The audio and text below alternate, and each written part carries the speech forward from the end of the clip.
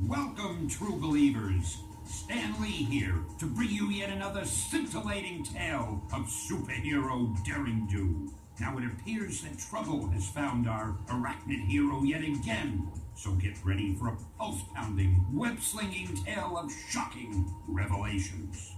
So this is Spider-Man 2, Enter Electro, and I'm Ray Phoenix, of course. And look at this. Beast from the X-Men just jumps in like that, and he just treats Spider-Man like he doesn't know what his gadgets are. Come on. I noticed perchance your diurnal patrol and thought I would provide you with... You don't need to teach Spider-Man anything. He's a good superhero. He's probably a better superhero than the Beast will ever be. Why don't you just go back to the X-Men and fight that Magneto, that fruity Magneto guy they're always fighting or whatever? We shall see. Of course Spider-Man's gonna know what the Spidey Compass is. Yeah, Spidey Compass. Yeah, I guessed that ahead of time. That proves how good I am. I'm even more telepathic than Professor Xavier, because I knew that. Which Professor Xavier is in the training level of this game, which is pretty good. Why don't you try following me? No, I won't follow you. I don't need to follow you. You're probably just some plan that was set up by the villain of this game. So what I thought about this game was, you can see, I'm wearing the Phoenix Spider-Man that suit's called. It grants Spider-Man invincibility and mortality, really. And, you know, I also thought it looks cool, and I thought it kind of fit as the Phoenix. It's called the Phoenix suit, and I'm Ray Phoenix, so you get it, right? It only makes sense that Ray Phoenix would use a Phoenix suit. Oh, another interesting thing too, if you go into the cheat code thing where you enter in cheat codes in this game, type in Aunt May with no spaces, just Aunt May, what is being shown on the screen now. It unlocks everything in the game. You get all the super suits in the game, you get all the comic books and everything you can unlock in this game. Will be unlocked for you, so you just play the game like that and play through everything. And of course, Stan Lee narrates the game, as you probably heard. And what's cool about this suit too is you can swing webs an unlimited number of times too, so that's pretty good too. He doesn't shoot webs an unlimited number of times, but he could swing them around a lot. So now we're in the street, as you can see, you're taking out a bunch of these thugs, these tough guy thugs. This game is pretty good overall. It's definitely better than a lot of other Spider-Man games that came out afterwards, but at the same time, I would be lying if I said it was better than the Spider-Man game from 2000. The Spider-Man game from 2000 on the PS1, N64, Sega Dreamcast, and PC was by far a way better game. But this game's still pretty good. So right now you have to put out that fire, so you have to web yank the cap off the fire hydrant, and it'll put out the fire there. It's cool you get to swing through the streets like this too. And again, this game is, as I keep saying, it's pretty good. And what is interesting about this game too, this game came out in 2001. It was initially released about 2 weeks or so before 9/11 happened, and the final battle of this game was originally set on top of the Twin Towers, but they had to change that in the re-release for after 9/11. Unfortunately, the copy that I own of this game is one of the greatest hits. You know those green labeled greatest hits games? It's the green labeled greatest hits version, which came out in 2002. So yeah, my version is the post 9/11 version, unfortunately. If you have a pre 9/11 version of this game, then it's probably worth a lot more, actually. It actually could be worth a fortune from what they say. It may be possible to find a ROM of it somewhere too, if you like to find ROMs of PlayStation games. However, I don't think this exact game came out on the N64, I don't think it had a Sega. Well, Sega Dreamcast, I'm pretty sure, was dead by this point in time. And I think it did have a PC release. I'm pretty sure, I think it was released on PC as well, but PS1's a lot better. I mean, it's not so much because it's better. I mean, it's easier to control, it's easier to play, but then again, that's what it's like to play games on game systems. It's just easier than playing them on a PC. So we have to go, so we took out all the thugs in the street, as you can see there, and now I have to go for the rooftops as well.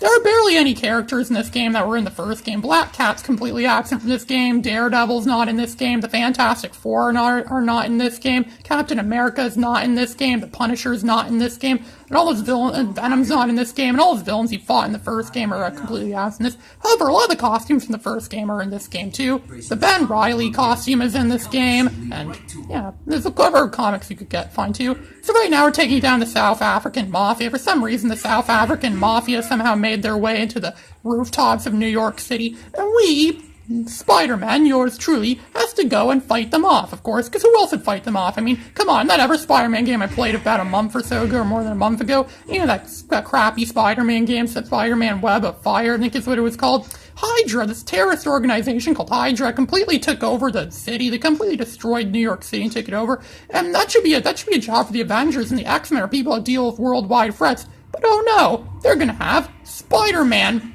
They're gonna have Spider-Man take it out for all of us. Come on, Spider-Man, really? do they really have that much faith in Spider-Man? Is that really how low our world's gone where they have to rely on Spider-Man? I kind of said the first thing in the first Spider-Man game was the whole alien invasion in the first Spider-Man game from 2000, and then I'm like, come on, it's a whole worldwide crisis, and yet they just want Spider-Man to deal with it. Come on, there's other superheroes in this universe. We have the Fantastic Four, we have the X-Men, we have the Avengers, we have Daredevil, we have so many other great heroes. Why does Spider-Man have to do everything? They should expand on this concept of a game. Just make a Marvel game that's more like this, where you could play as different Marvel characters, you could play as X-Men, you could play as Fantastic Four, you could play as, like, so much, and it'll be a game like this, you know, like what this pretty much is.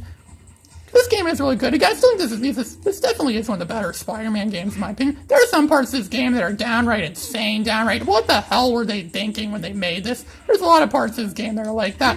Were they on something? Come on, did they really, and this is supposed to be, this is a kid-friendly game, too. This game is rated E, so it is intended to be kid-friendly. It's a kid Spider-Man game, really, for kids and everyone to enjoy. Everyone can play this game and enjoy it.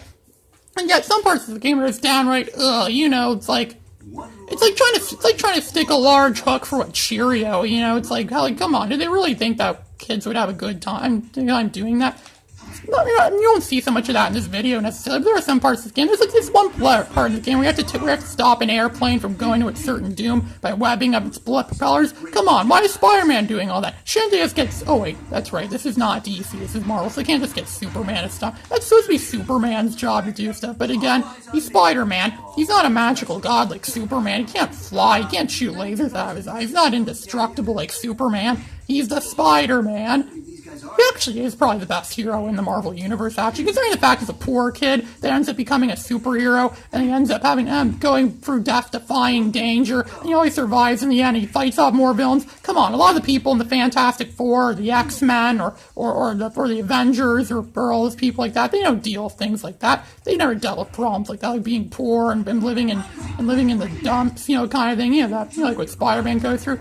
Spider-Man deserves a lot, but then again, Spider-Man kind of does get the credit he deserves, because he is one of the most famous superheroes of all time, so, you know, I guess it kind of makes sense that way. I have a lot of... I don't think they have Galactus hidden somewhere. I have some good memories of seeing Spider-Man in real life. I saw Spider-Man once at a town fair one time. One time they had a town fair, and Spider-Man came there around the time Spider-Man 2 came out. And then I remember on watching America's Funniest Home Videos where Spider-Man runs in the room, and then he jumps and he tries to hang on to some pipe on the ceiling, and then it breaks and he falls on his butt, you know. That's good. So here's Shocker. You're supposed to fight Shocker by web yanking those boxes, crates, and barrels at him. It's really hard to do. It's really a pain to do all that.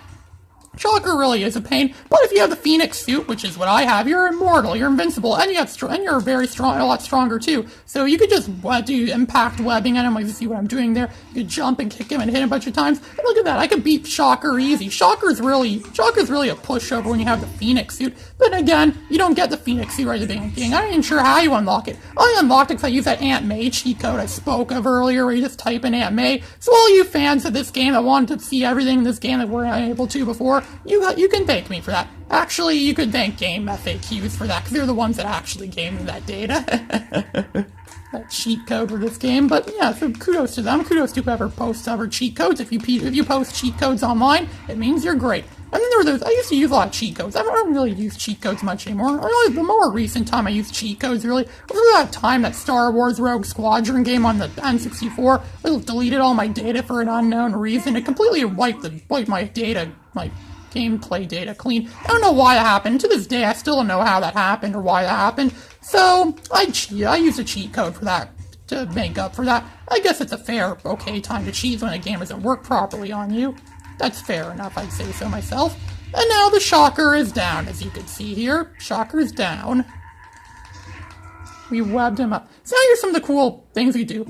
There's a Spider Phoenix suit. There's a Prodigy suit. Stan Lee kind of narrates. It gets kind of annoying when Stan Lee keeps narrating. There's Dusk. There's a suit. A recipe? Alex Ross. There's the Alex Ross. You just ignore Stan Lee. He gets kind of annoying when he keeps... That Alex Ross suit, I believe, was in the Spider-Man game from 2002. The game based on the 2002, Spider-Man movie. I actually have that game, and I'll be making a video of that game shortly, so fans of Ray Phoenix could look forward to that in the weeks to come.